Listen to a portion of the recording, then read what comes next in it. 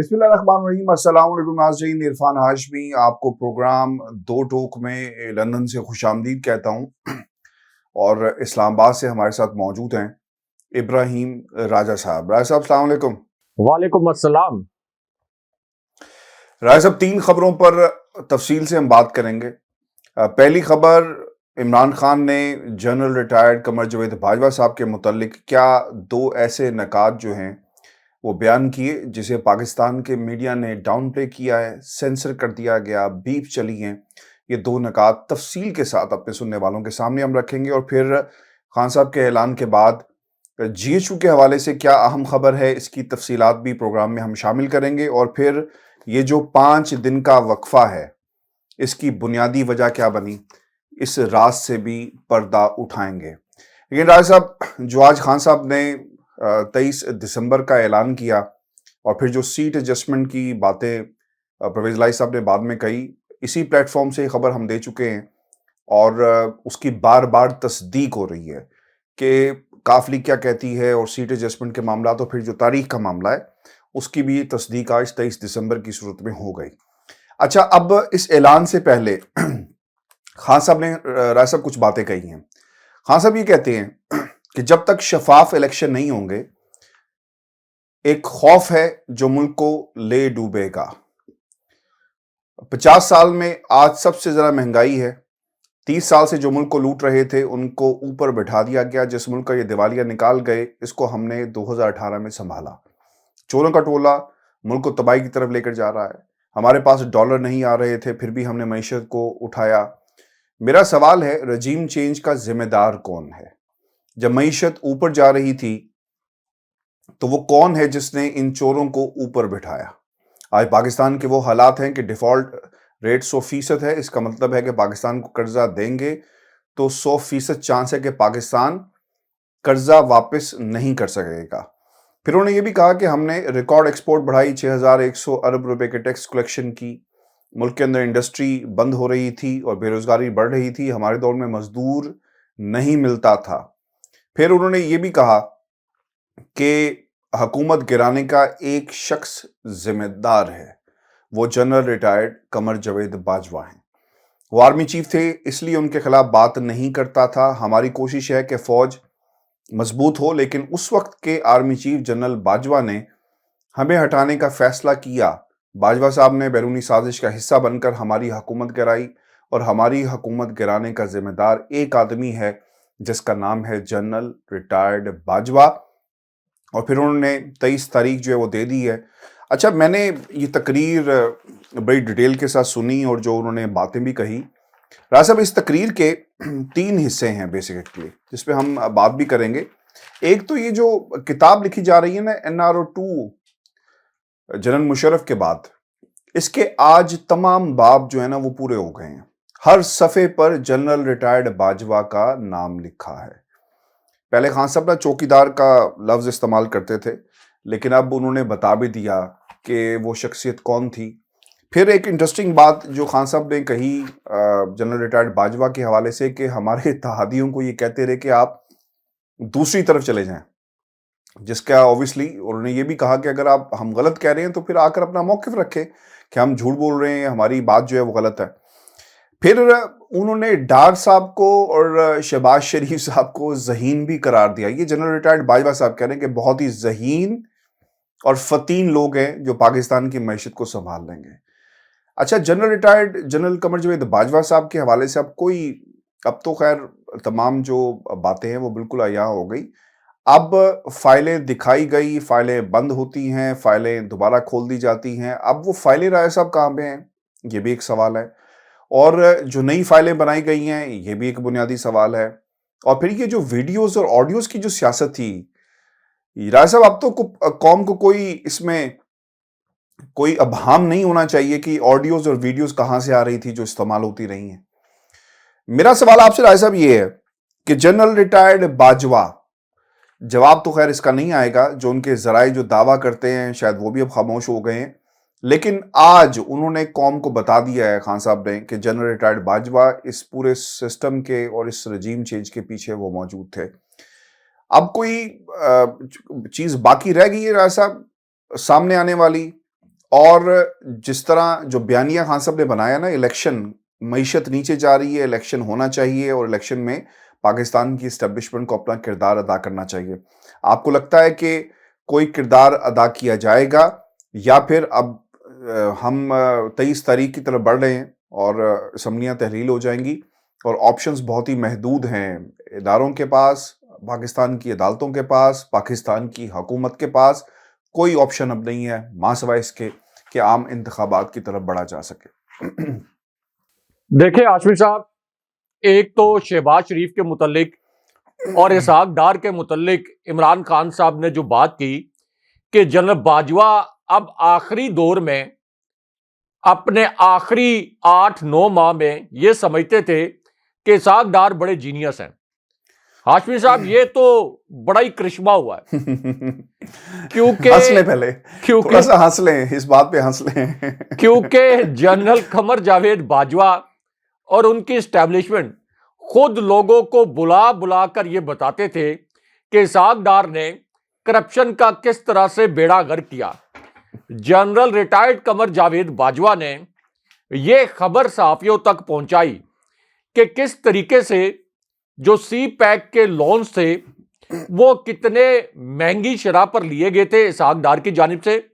اور اس کے بعد ایک بریفنگ میں جنرل ریٹائرڈ قمر جاوید باجوہ نے یہ بھی بتایا، صحافیوں کے ذریعے آگے یہ خبر پھیلائی کہ میں چلا گیا پرائم منسٹر ہاؤس، اور پرائم منسٹر ہاؤس میں نے اس وقت کے پرنسپل سیکرٹری یعنی میاں نواز شریف کے جو پرنسپل سیکرٹری تھے، جو بعد میں شاہد خاقان عباسی کے بھی پرنسپل سیکرٹری تھے، فواد حسن فواد، ان کے سامنے یہ کہا کہ یہ جو اورنج لائن ٹرین بنائی گئی ہے اس کی کوئی ضرورت نہیں تھی. اس کے بجائے ہم تربیلا یا منگلا ڈیم جیسے کوئی آبی ذخائر بناتے، اور اسحاق ڈار نے یہ اورنج لائن ٹرین کا جو منصوبہ ہے اس کو شروع کروا کے ملک کی معیشت کو ناقابل تلافی نقصان پہنچا. اب جنرل قمر جاوید باجوہ کے ذرائع سے جو خبر لگی اس میں یہ کہا گیا کہ اسحاق ڈار اس وقت جنرل باجوہ کے کے سوالات کا کوئی جواب نہیں دے سکے اور ان کو سر کہہ کے پکارتے رہے، لیکن وہاں پر اپنی جانب سے ایک FIR کٹوا دی جنرل باجوہ نے اسحاق ڈار کے خلاف. پھر جنرل باجوہ یہ بھی کہتے تھے کہ میں نے تو نیشنل سیکیورٹی کمیٹی کی میٹنگ میں یہ بات اٹھائی کہ یہ جو میٹرو بسیں اور میٹرو ٹریک انہوں نے بنائے اور میٹرو بسز چلائیں، ان کا جو ایکسپینس ہے یہ پاکستان جیسے ملک میں پورا نہیں کیا جا سکتا. تو اس پر اسحاق ڈار نے یہ کہا کہ سر یہ کوئی فیصلہ سیاسی بھی ہوتا ہے تو آپ سمجھا کریں. تو یہ ساری خبریں جو ہیں یہ جناب باجوہ کے ذرائع سے سامنے آئیں، اور پھر ایک مشہور زمانہ جو کالم لکھوایا تھا جنرل ریٹائرڈ باجوہ نے جاوید چودھری صاحب کے ذریعے، اور اس میں بتایا تھا کہ کس طرح سے اسحاق ڈار نے ویسپا کی ایڈمنسٹریشن سے کمیشن مانگا تھا جب وہ پاکستان کے اندر اپنا پلانٹ لگانا چاہتے تھے. تو پہلے تو جناب باجوہ کا خیال اسحاق ڈار کے متعلق یہ تھا کہ اسحاق ڈار نے اکانومی تباہ کر دی، اسحاق ڈار کرپٹ بھی تھے، اسحاق ڈار نائل بھی تھے، اسحاق ڈار نے جو سی پیک کے تحت لون لیے گئے تھے ان کا صحیح استعمال بھی نہیں کیا، اور نیشنل سیکیورٹی کمیٹی جو کہ اعلیٰ ترین سول اور فوجی فورم ہے، وہاں جا کر انہوں نے پرائم منسٹر کے سامنے، شاہد خاقان عباسی کے سامنے اسحاق ڈار کے خلاف FIR کٹوائی. اب ہاشمی صاحب، پہلے تو ہمیں یہ دیکھنا ہے کہ جناب باجوہ پہلے جو خبریں لگواتے تھے صحافیوں کے ذریعے، یا جاوید چودھری صاحب نے جب کالم لکھا اور جناب باجوہ کے قریبی ذرائع کو کوٹ کیا، انہوں نے کہا کہ یہ ساری باتیں فواد حسن فواد کے سامنے ہوئیں اور فواد حسن فواد بھی اس بات کے گواہ ہیں. اس کے بعد ہاشمی صاحب ایک جنگ چھڑ گئی. اسحاق ڈار کو جب یہ پتا چلا کہ یہ کالم لکھا گیا ہے، ظاہر ہے کہ انہوں نے بھی پڑھا ہوگا، اسحاق ڈار پھر طلعت حسین صاحب کے یوٹیوب چینل پر اپیئر ہوئے. طلعت حسین صاحب کے یوٹیوب چینل پر اپیئر ہوئے اور انہوں نے جناب باجوہ پر سنگین ترین الزامات عائد کر دیے. ایک تو انہوں نے کہا کہ جناب باجوہ کو میں نے کبھی سر نہیں کہا تھا، دوسرا انہوں نے کہا کہ جناب باجوہ کو معیشت کا نہیں پتا تھا، اور بڑے سنگین قسم کے جوابی الزامات عائد کر دیے. تو آپ اس سے اندازہ لگا لیں کہ صرف یہ جو رجیم چینج آپریشن ہوا عمران خان صاحب کی حکومت گرانے کے لیے، اس رجیم چینج آپریشن سے صرف 2-4 ماہ پہلے اسحاق ڈار کے جناب باجوہ کے متعلق کیا خیالات تھے اور جناب باجوہ کے اسحاق ڈار کے متعلق کیا خیالات تھے. تو پھر کیا چمتکار ہوا, کیا کرشمہ ہوا کہ جناب باجوہ نے اسحاق ڈار کو جینیس سمجھنا شروع کر دیا. اب خان صاحب نے یہ بھی کہا کہ شریف خاندان کی کرپشن کی فائلز بھی اور ان کی کرپشن بھی جناب باجوہ ڈسکس کرتے رہتے تھے میرے ساتھ, اور مجھے بتاتے رہتے تھے, یعنی عمران خان صاحب کو بتاتے رہتے تھے کہ ان کی کرپشن کی کیا کیا فائلز ہمارے پاس موجود ہیں. ہاشمی صاحب, D G I S P R جو پریس کانفرنس کرتے ہیں, کوئی بھی D G I S P R مختلف ادوار میں جو بھی D G I S P R رہے ہیں, تو وہ ادارے کی ایک پالیسی بیان کرتے ہیں. وہ یہ بیان کرتے ہیں کہ ادارہ کسی مخصوص ایشو کے اوپر کیا رائے رکھتا ہے.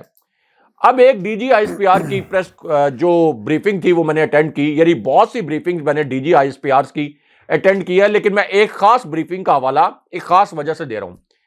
اب اس بریفنگ میں general Asif Ghafoor D G I S P R تھے اور جنرل قمر جاوید باجوہ اس وقت آرمی چیف تھے. تو اس کا مطلب ہے کہ یہ briefing general retired Qamar Javed Bajwa کی منظوری سے ہو رہی تھی, اور وہاں پہ جو کچھ جنرل آصف غفور نے کہنا تھا وہ جنرل باجوہ کی منظوری سے کہنا تھا اور جی ایچ کیو کی پالیسی کے تحت کہنا تھا. تو اس بریفنگ میں ایک سوال ہوا ایک صحافی کی جانب سے کہ اکانومی کی بڑی بری حالت ہے, نون لیگ کا آخری سال چل رہا تھا, تو یہ کہا گیا کہ اکانومی کی بڑی بری حالت ہے, اس پر کیا فوج کا کوئی رد عمل ہے یا فوج اس معاملے کو کیسے دیکھتی ہے. تو اس وقت جنرل آصف غفور نے کہا تھا کہ آپ کی اکانومی آپ کی نیشنل پاور کا سب سے اہم حصہ ہوتی ہے, آپ کی اکانومی اگر کمزور ہو تو آپ کا دفاع کمزور ہو جاتا ہے. تو انہوں نے کہا تھا کہ میں نے, یعنی ہماری فوج نے اور ہم سب نے اکانومی کے ٹیسٹ کروائے. یہ اسحاق ڈار جب وزیر خزانہ تھے, انہوں نے کہا کہ ہم نے ٹیسٹ کروائے تو پتا چلا کہ اکانومی کو کینسر ہے, اکانومی مکمل طور پر اندر سے آپ کی معیشت کھوکھلی ہو چکی ہے, اور اسحاق ڈار اور مفتاح اسماعیل جو ہیں بعد میں اس اکانومی کو پیناڈول کی گولیاں دے رہے تھے, اور ہمیں یہ پتا تھا کہ پاکستان مکمل طور پر کولیپس کر جائے گا. تو انہوں نے کہا, یہ کوٹ ان کوٹ جنرل آصف غفور نے, کہ اکانومی کو کینسر ہوا تھا. اور سب کو پتا ہے, خود جنرل باجوہ یہ بعد میں فوجی قیادت نے بعد میں بریفنگ میں بتایا کہ نون لیگ ملک کو دیوالیہ کرنے کی حالت میں چھوڑ کے گئی تھی اور ملک بالکل دیوالیہ ہونے کے قریب تھا. اچھا, اگر نون لیگ اچھی پوزیشن میں چھوڑ کے گئی ہوتی ملک کو, تو ہاشمی صاحب عمران خان صاحب کو جو مجبوراً آئی ایم ایف کے پاس جانا پڑا, کیونکہ انہوں نے تو قوم سے وعدہ کیا تھا جانا پڑتا کہ میں آئی ایم ایف کے پاس کبھی نہیں جاؤں گا, تو عمران خان صاحب اپنی سیاسی ساکھ کو کیوں کمپرومائز کرتے؟ اگر ملک کی اکانومی کی حالت اچھی ہوتی اور ملک کی بالکل نہیں کرتے. کیسے ہو سکتا تھا کہ عمران خان صاحب بالکل اس وقت آئی ایم ایف کے پاس میرا جاتے؟ سب تو یہ جو آپ یہ کہہ رہے ہیں جی بالکل آپ ٹھیک کہہ رہے ہیں کہ اگر ذہین فتین ہوتے تو بہت اکانومی ٹھیک ہو جاتی, ایسا نہیں ہوا. خیر راز صاحب, ایک جو اور بات کی نا وہ نیب کے حوالے سے کی ہے کہ نیب کے مکمل طور پر کنٹرول تھا جنرل باجوہ کا, اور جب ہم ان سے بات کرتے تھے تو وہ کہتے کہ سر آپ فکر نہ کریں, ہو رہا ہے, جلدی ہم کر رہے ہیں, لیکن جو کچھ ہوا وہ قوم کے سامنے ہے, قوانین بدل دیے گئے, چوروں لٹیروں کو بٹھا دیا گیا, یعنی اب کرائم پاکستان کے اندر بڑی آپ چوری کریں کوئی آپ کو پوچھنے والا نہیں ہے. آج اس کا بھی خاص طور پہ تذکرہ کیا گیا. آپ کو یاد ہوگا میری آپ سے اکثر بحث بھی ہوتی تھی کہ شہزاد اکبر صاحب آ کر بڑی بڑی پریس کانفرنسز کرتے ہیں تو منطقی انجام کیا ہے؟ کچھ بھی نہیں ہے. تو آپ مجھے کہتے تھے کہ نہیں ایسا نہیں ہے, بہت کچھ ہوا ہے. آج ہمیں یہ بھی راز جو ہے وہ معلوم ہوا, اس کے پیچھے جو کہانی تھی وہ بھی پتہ چل گئی کہ جنرل باجوہ کے کنٹرول میں نیب تھا, اور وہ کہتے تھے کہ کیسز کی سپیڈ کیا ہوگی اور کس کو ریلیف ملنا ہے. حاجی صاحب, ایک تو عمران خان صاحب کو کریڈٹ دیں کہ نیب جنرل باجوہ کے کنٹرول میں تھا, آرمی چیف کے کنٹرول میں تھا, اس کے باوجود عمران خان صاحب نے, یہ پہلی مرتبہ ہوا کہ شہباز شریف کو جیل جانا پڑا, آصف علی زرداری کو جیل جانا پڑا, ان کے اوپر مقدمات بنے. تو آپ کبھی سوچ بھی نہیں سکتے تھے کہ پاکستان کے اندر شریف خاندان اور زرداری خاندان, جنہوں نے پورے سسٹم کو یرغمال بنایا, جنہوں نے پورے سسٹم کو اس طریقے سے تراشا کہ یہ بوسیدہ سسٹم ان کا محافظ بن گیا, لیکن اس کے باوجود عمران خان صاحب نے اپنی جانب سے بھرپور ایفرٹ کی اور اس ایفرٹ کے متعلق جو آپ نے کہا کہ کچھ نہیں ہوا، میں اس سے اتفاق نہیں کرتا۔ ہاشمی صاحب، یہ پاکستان کے اندر کبھی کوئی تصور نہیں کر سکتا تھا کہ ان عناصر کو کم سے کم جیل تو جانا پڑے گا۔ حمزہ شہباز کو بھی جیل جانا پڑا۔ اس کے بعد آپ دیکھیں کہ کس طریقے سے سلیمان شہباز کو یہاں سے فرار ہونا پڑا اور ان کو فرار کروایا بھی گیا۔ اب تو یہ راز بھی کھل گیا ہے کہ میاں نواز شریف کو جنرل قمر جاوید باجوہ نے باہر بھجوایا تھا، اور ہم نے اسی پلیٹ فارم پر یہ خبر بھی دی تھی کہ عمران خان صاحب کے ٹیبل پر ایک انکوائری رپورٹ آ گئی تھی کہ میاں نواز شریف کی جو میڈیکل رپورٹس ہیں ان میں گڑبڑ کی گئی تھی، اور عمران خان صاحب ان میڈیکل رپورٹس کی تحقیقات بھی کروانا چاہتے تھے، لیکن پھر ان کو مشورہ دیا گیا کہ یہ تو ایک نیا پینڈوراز باکس کھل جائے گا۔ اور وہ مشورہ دینے والے کون ہو سکتے ہیں کہ جنہوں نے کہا کہ پینڈوراز باکس کھل جائے گا؟ خان صاحب جانے دیں، ابھی آپ اکانومی کے اوپر توجہ دیں، یعنی احتساب کے اوپر توجہ نہ دیں۔ لیکن اس کے باوجود میں یہ سمجھتا ہوں، آپ ذرا ریکوریز دیکھ لیں نیب کی عمران خان صاحب کے دور میں، یعنی نیب سے زیادہ یہ کمال عمران خان صاحب کا تھا۔ اس سے پہلے آپ دیکھیں کہ میاں نواز شریف کے دور میں جو ریکوریز تھیں، اور اس سے پہلے آصف علی زرداری جب صدر تھے، جب پیپلز پارٹی کا دور تھا، ان سے کم 127 گنا، 127% نہیں، 127 گنا ریکوریز ہوئی ہیں عمران خان صاحب کے 3.5 سال کے دور میں۔ دوسری جانب 10 سال کا دور تھا آصف علی زرداری کا اور میاں نواز شریف کا۔ تو اس کا مطلب یہ ہے کہ عمران خان صاحب نے ان کی ناک کی لکیریں تو رگڑوائیں، ان سے پیسے تو نکلوائے، ایسا نہیں ہے کہ کچھ نہیں ہوا۔ لیکن ظاہر ہے، لیکن رائے صاحب جو چور تھے وہ تو کلیئر ہو گئے نا۔ اب دیکھیں جو نیب امینڈمنٹس ہیں جس کا ذکر آج عمران خان صاحب نے بھی کیا، سیکشن 4 کا حوالہ دیا ہے، اس پہ شاہد خاقان عباسی صاحب اور راجہ رینٹل جو ہیں اسپیکر قومی اسمبلی، جو بڑے شان اور بڑے کانفیڈنس کے ساتھ کہتے ہیں کہ میں استعفے قبول نہیں کروں گا، وہ بھی ڈرائی کلین ہو گئے۔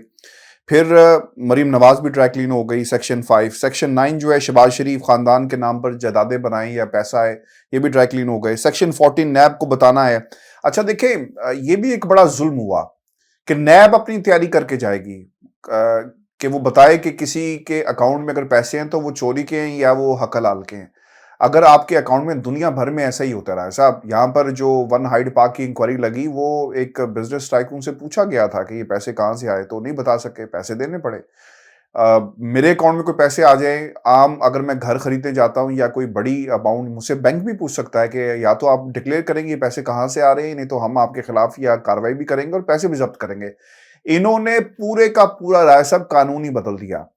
تو پہلے ان کو ڈرائی کلین کیا گیا اور پھر قوانین میں تبدیلی۔ میرا جو نقطہ ہے نا کہ یہ وہ ہاتھ تھے جو سپورٹ کرتے رہے ہیں۔ ریکوریز ہوئی بالکل ٹھیک ہے، لیکن آج سلیمان شہباز بڑی حوصلے کے ساتھ اور بڑے کانفیڈنس کے ساتھ کہتا ہے کہ ہم عمران خان سے انتقام لیں گے، اور باقی لوگ باہر بیٹھ کر کہتے ہیں ہم عمران خان سے انتقام لیں گے۔ عمران خان کا قصور کیا ہے؟ وہ پاکستان کے لیے نکلا، عام آدمی کے لیے نکلا، گولی تک کھا لی، اس کی گولی لگنے میں بھی انہیں سازش نظر آتی ہے رائے صاحب۔ تو یہ تو بہت ظالم لوگ ہیں۔ ہاشمی صاحب، ایک تو کوئی ڈرائی کلین یہ نہیں ہوئے۔ عمران خان صاحب نے قوم کو اتنا شعور دے دیا، ان کی کرپشن کے متعلق اتنے شواہد پیش کیے، اور ان کی کرپشن کے متعلق اتنی اویئرنیس پیدا کی کہ عدالتیں بے شک سبمسو ہو کر، سسیلین مافیا کے سامنے بے بس ہو کر ان کو ریلیف دینا شروع کر دیں، جو کہ ریلیف وہ دے رہی ہیں، لیکن عوام کی نظر میں یہ اب بھی کرپٹ ہیں۔ عوام کی نظر میں ان کو کوئی کلین چٹ نہیں ملی۔ آپ دیکھ لیں کہ جب یہ باہر نکلتے ہیں پبلک میں تو کیا چور چور کے نعرے نہیں لگتے؟ جہاں بھی یہ جاتے ہیں، کیا پاکستان کے اندر مجھے یہ بتائیں کہ کوئی ایک بھی شخص، چاہے اس کا تعلق نون لیگ سے بھی ہے، کیا وہ یہ یقین کر سکتا ہے یا کوئی اس بات کے اوپر کسی کا یہ تاثر ہے کہ شریف خاندان یا زرداری خاندان نے کرپشن نہیں کی؟ ہاشمی صاحب، یہ جو ابھی کرپشن کا عالمی دن، انسداد کرپشن کا عالمی دن جو گزرا ہے 3-4 دن پہلے، شہباز شریف نے اس پر ٹویٹ کر دیا کرپشن کے خلاف، تو ہاشمی صاحب نیچے جو ریپلائز آئے اگر وہ پڑھیں آپ، تو ان تمام ریپلائز میں کس طرح سے بتایا گیا کہ شہباز شریف صاحب آپ تو خود کرپٹ ہیں، آپ کے اوپر کرپشن کے کتنے سنگین الزامات ہیں، 16 ارب روپے کی کرپشن میں آپ کے اوپر فرد جرم عائد ہونے والی تھی، آپ کرپشن کے خاتمے پر کیا بھاشن دے رہے ہیں؟ تو عملی طور پر یعنی یہ اسٹیبلشمنٹ کی مدد سے جو ڈیل ہوئی جناب باجوہ کی اسٹیبلشمنٹ کی مدد سے، اس کے بعد سسیلین مافیا کی طرح جس طرح سے انہوں نے عدالتوں کو مروب کر لیا، جس طرح سے ہمارے چیف جسٹس صاحب، سپریم کورٹ کے جج صاحبان مکمل طور پر آپ یہ کہہ لیں کہ ہائبرنیشن موڈ میں ہیں، مکمل طور پر وہ بالکل بھی کسی قسم کی آپ یہ کہہ لیں کہ کوئی ایسا کام نہیں کرنا چاہتے، کوئی ایسے ریمارکس نہیں دینا چاہتے، کوئی ایسا فیصلہ نہیں دینا چاہتے کہ جس سے ان کے لیے کوئی مشکل کھڑی ہو جائے۔ تو ہاشمی صاحب، یہ تمام یہ جو آپ یہ کہہ رہے ہیں کہ ڈرائی کلین کر کے ان کو کوئی این آر او دیا گیا، لیکن عوام نے ان کو این آر او نہیں دیا۔ اور میں کیوں کہہ رہا ہوں کہ عوام نے ان کو این آر او نہیں دیا؟ آپ دیکھ لیں کہ عمران خان صاحب نے تو دوبارہ اسمبلی میں نہیں جانا تھا، اس کے باوجود عمران خان صاحب کو عوام نے 2 ضمنی الیکشن 3/4 اکثریت سے جتوا دیے۔ تو اس کا مطلب یہ ہے کہ عوام کو عمران خان صاحب نے اس بات پر قائل کر لیا ہے کہ یہ کرپٹ ٹولہ ہے، اور قائل شواہد کے ساتھ کیا کہ دیکھیں 30 سال میں ان کے اپنے جو اثاثے ہیں یہ تو 3-3 ہزار گنا بڑھ گئے، لیکن جو عام پاکستانی ہے وہ مہنگائی کے بوجھ تلے دبتے دبتے اب اس کی قوت خرید ہاشمی صاحب 98% کم ہو گئی ہے۔ لوگوں کے پاس 2 وقت کا کھانا پورا کرنے کے لیے پیسے نہیں ہیں۔ لوگ اپنے بچوں کو سکولوں سے، یعنی جس کے بچے کوئی آپ یہ کہہ لیں کہ ریزنیبل سکول میں پڑھتے تھے، لوگ ان کی فی نہیں پے کر پا رہے، لوگ یہاں سے بھاگ رہے ہیں، لوگ کہتے ہیں ہمیں کشتیوں میں، لانچوں میں جانا پڑے، ہم پاکستان سے جان چھڑائیں اور پاکستان سے نکلیں۔ یہ حالات ہو گئے ہاشمی صاحب، لوگوں کو اپنا اور اپنے بچوں کا مستقبل غیر محفوظ نظر آ رہا ہے۔ کوئی حالات نہیں ہے پاکستان کے۔ یہاں پر اے پی پی، میں آپ کو بتا رہا ہوں، یہ جو ریاستی ادارہ ہے اے پی پی، سرکاری نیوز رساں ایجنسی جو ہے، آپ کی خبر رساں ایجنسی جو ہے، یہ اے پی پی، اس کے ملازمین کو تنخواہیں نہیں ملی، ریاست کے پاس پیسے نہیں ہے، سرکاری اداروں کے جو ملازمین ہیں ان کو تنخواہیں نہیں مل رہی، غیر ملکی سفارت خانوں میں پاکستانی جو عملہ ہے، یعنی پاکستانی جو سفارت خانے ہیں بیرون ممالک، ان کو تنخواہیں نہیں مل رہی۔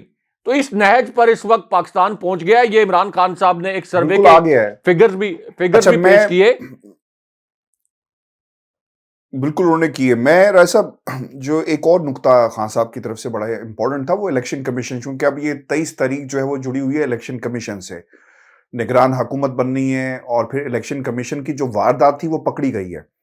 اب یہ واردات کیا تھی؟ خان صاحب بتا رہے ہیں بڑی ڈیٹیل کے ساتھ کہ ان کی یہ کوشش ہوگی کہ انتخابات نہ کروائے جائے اور ڈیلے کیا جائے، کچھ آئینی طور پر 90 دن ہے، لیکن کوئی نہ کوئی بہانہ ضرور ایسا بنایا جا سکتا ہے جو کوشش کی گئی۔ اچھا، ایک بڑا انٹرسٹنگ انہوں نے بات کی، اور یہ ہوا بھی، اور ہم اس چیز کے وٹنس بھی ہیں کہ سپریم کورٹ کے دروازے کھل جاتے ہیں اور کمرہ عدالت میں تالا لگا ہوا تھا۔ فواد جوئی صاحب کہتے ہیں کہ جب ہم اندر داخل ہوئے تو پتہ چلا کہ الیکشن کمیشن کی ٹیم پہلے سے بیٹھی تھی۔ پوچھا سپریم کورٹ نے کیا آپ کے پاس انتظامات ہیں، الیکشن کروا سکیں گے؟ جو ہو گیا ٹھیک ہے، اب ہمیں الیکشن کی طرف بڑھنا چاہیے۔ انہوں نے کہا جی ہمارے پاس کوئی ایسی تیاری نہیں ہے، اور حلقہ بندیوں کا حوالہ دیا۔ رائے صاحب، ٹھیک 3 مہینے کے بعد حلقہ بندیوں کے حوالے سے ان کا بیان آ گیا کہ ہم نے حلقہ بندیاں مکمل کر لی ہیں۔ اب اس پہ جو سمجھنے والی چیز ہے، ایک حلقہ بندیوں کا معاملہ دوبارہ اٹھایا جا سکتا ہے، جو ایم کیو ایم نے اور باقی نون لیگ کے لوگ بھی کہتے ہیں کہ مردم شماری دوبارہ ہونی ہے۔ آپ کو لگتا ہے کہ یہ تمام عوامل کارگر ہوں گے؟ الیکشن کمیشن، حلقہ بندیاں، مردم شماری، اور پھر یہ بھی ہو سکتا ہے کہ کہا جائے کہ جناب ہم نے تو معیشت کو سنبھالنا ہے، تو اکنامک کوئی ایمرجنسی نافذ کر دی جائے اور الیکشن ڈیلے کر دیے جائیں، چونکہ اب الیکشن کمیشن کا کردار، سپریم کورٹ کا کردار، باقی لوگوں کا کردار اب یہ انتہائی اہم ہوتا جا رہا ہے۔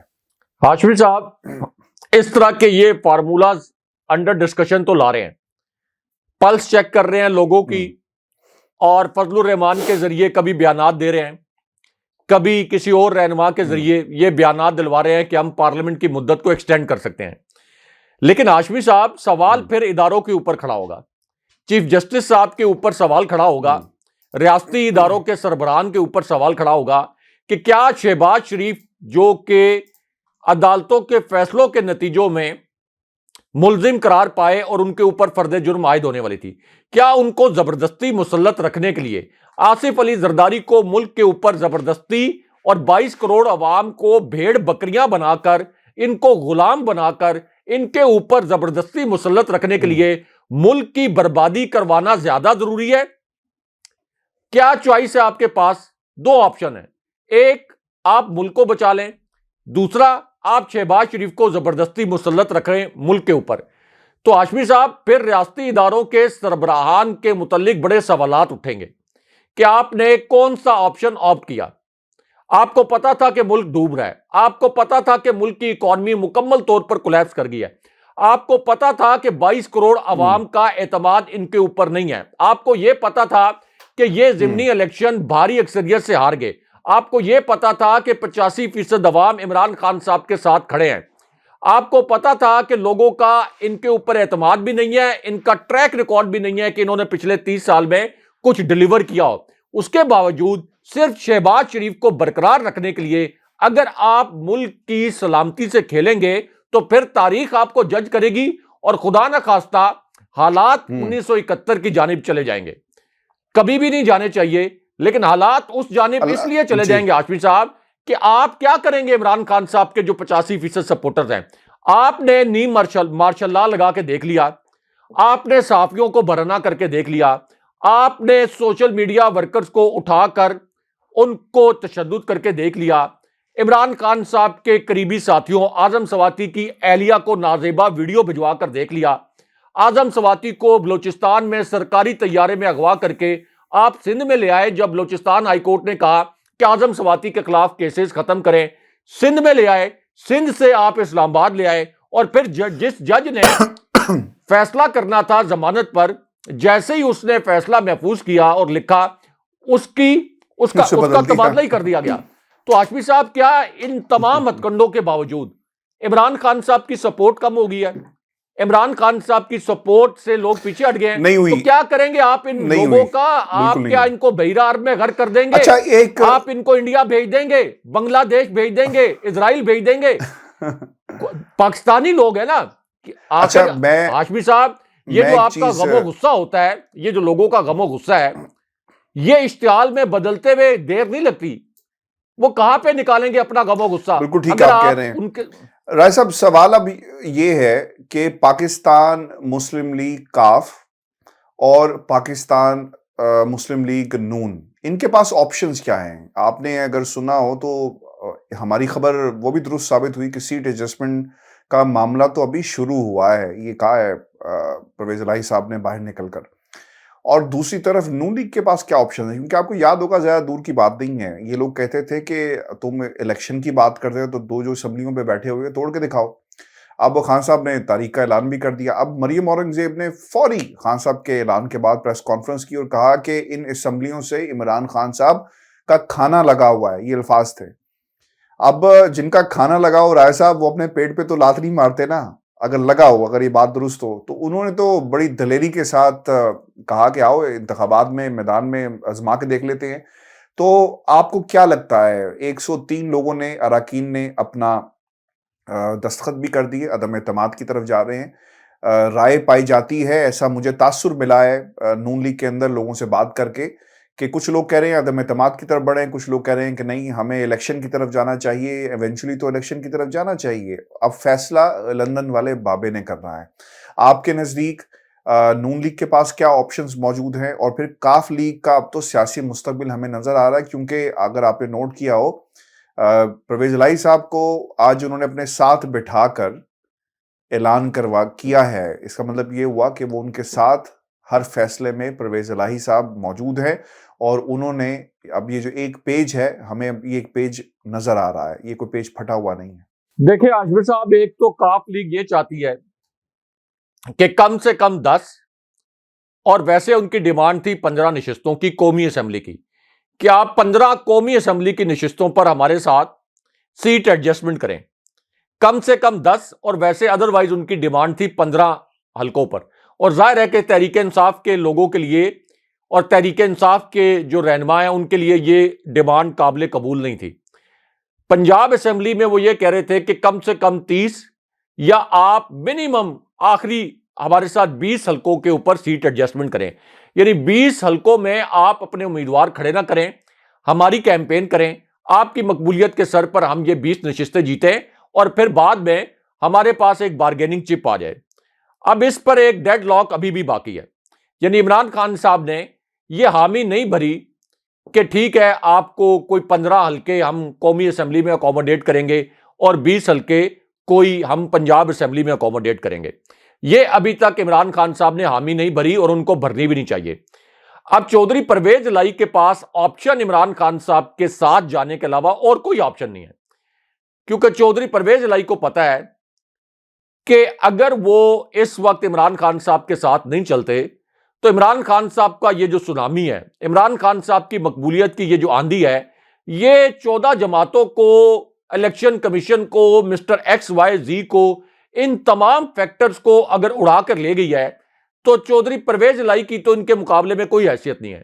تو چودھری پرویز الہی اگر عمران خان صاحب سے الگ ہوتے ہیں اور اگر وہ کوئی ادروائز فیصلہ کرتے, ابھی تو انہوں نے عمران خان صاحب کے حق میں فیصلہ دے دیا, انہوں نے ایک وائز ڈیسیژن کیا ہے, لیکن اگر وہ اس قسم کا کوئی فیصلہ کرتے تو چودھری پرویز الہی کی سیاست ہمیشہ کے لیے ختم ہو جاتی, یعنی ان کی بچی کچھ سیاست بھی ختم ہو جاتی. خاص طور پر مونس الہی کے پاس تو ابھی آگے سیاست کرنے کا وقت تھا, تو ان کے لیے تو یہ بڑا ڈیمیجنگ ہوتا.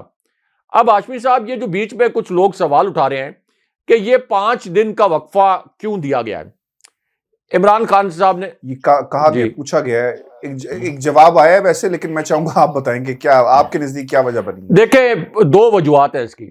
لوگ کہتے ہیں کہ خان صاحب نے فوراً کیوں نہیں اسمبلیاں تحلیل کر دی.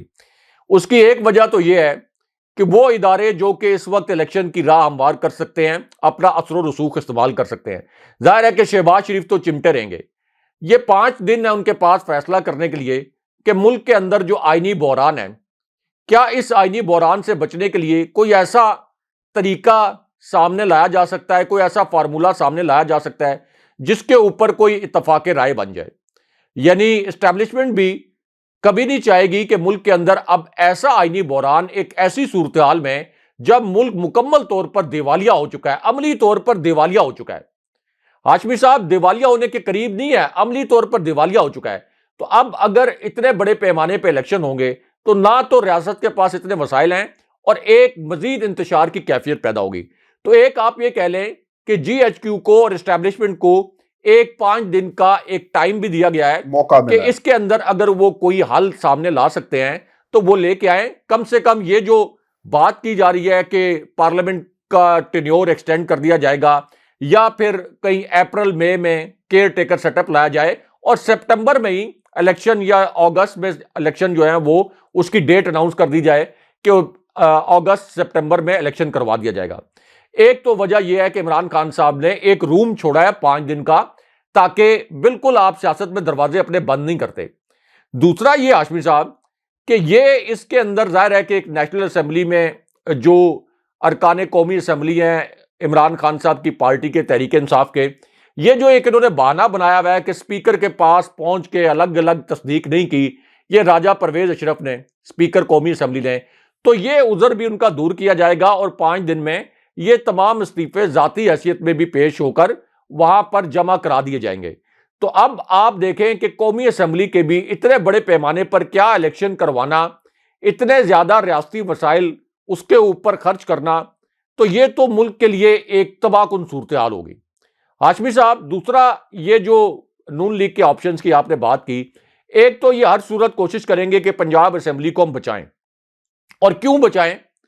اس وجہ سے نہیں کہ ملک کے اندر کوئی ان کے ریاستی وسائل اس کے اوپر الیکشن پر خرچ ہو جائیں گے, اس وجہ سے کہ ان کو پتہ ہے کہ الیکشن ہو جائیں گے, پنجاب اسمبلی ٹوٹے گی, الیکشن ہو جائیں گے, عمران خان صاحب دوبارہ 3/4 اکثریت سے جیت جائیں گے, ایک مرتبہ پھر عمران خان صاحب کی مقبولیت پر مہر ثبت ہو جائے گی اور یہ 5 سال کے لیے پنجاب اسمبلی دوبارہ سے پنجاب عمران خان صاحب کے نام ہو جائے گا. 5 سال کی یہ ٹرم ان کے نام ہو جائے گی اور اتنی بڑی واضح اکثریت سے عمران خان صاحب جیت جائیں گے کیونکہ 2018 کے مقابلے میں عمران خان صاحب کی مقبولیت کئی گنا زیادہ ہے. تو اس مرتبہ عمران خان صاحب 3/4 اکثریت سے جیت جائیں گے اور اس کے بعد کوئی صورت نہیں رہے گی کہ تحریک انصاف کی حکومت پنجاب میں ختم کی جا سکے, کوئی صورت نہیں رہے گی کہ تحریک انصاف کی حکومت کے پی میں ختم کی جا سکے. تو اس وجہ سے یہ آپ کہہ لیں کہ نون لیگ پوری کوشش کرے گی کوئی نہ کوئی غیر آئینی کام کر کے. کبھی ہو سکتا ہے یہ کہہ دیں کہ چودھری پرویز الہی کو یہ کہیں کہ ٹھیک ہے آپ اعتماد کا ووٹ لیں, گورنر کے ذریعے یہ کہیں, لیکن جو قانونی اوپینین ہے وہ یہ ہے کہ جب سمری موو ہو جائے گی, گورنر کے پاس چلی جائے گی اسمبلی توڑنے کی, تو گورنر کے پاس صرف 48 گھنٹے ہیں. 48 گھنٹے سے زیادہ گورنر اس سمری کو نہیں روک سکتے, اور 48 گھنٹے سے زیادہ روکیں گے تو پھر اسمبلی از خود تحلیل تصور کی جائے گی. تو اس کا مطلب یہ ہے کہ عمران خان صاحب نے اب اسٹیبلشمنٹ کو بھی امتحان میں ڈال دیا ہے. وہ ادارے جو پاکستان کی سلامتی سے جڑے ہوئے ہیں, اسی طرح پاکستان کے آئینی ادارے, ان تمام کے لیے اب ایک امتحان ہے کہ کیا شہباز شریف کو مسلط رکھنے کی جو قیمت ہے, جو ملک کی تباہی کی صورت میں ہے, وہ قیمت ادا کرنی ہے یا ملک بچانا ہے. جی بہت شکریہ رائے صاحب. ویورز, یہ آج کا ہمارا شو تھا. اپنے کمنٹس بھیجیے گا, چینل کو سبسکرائب کرنا مت بھولیں. اجازت دیجیے. اللہ نگہبان.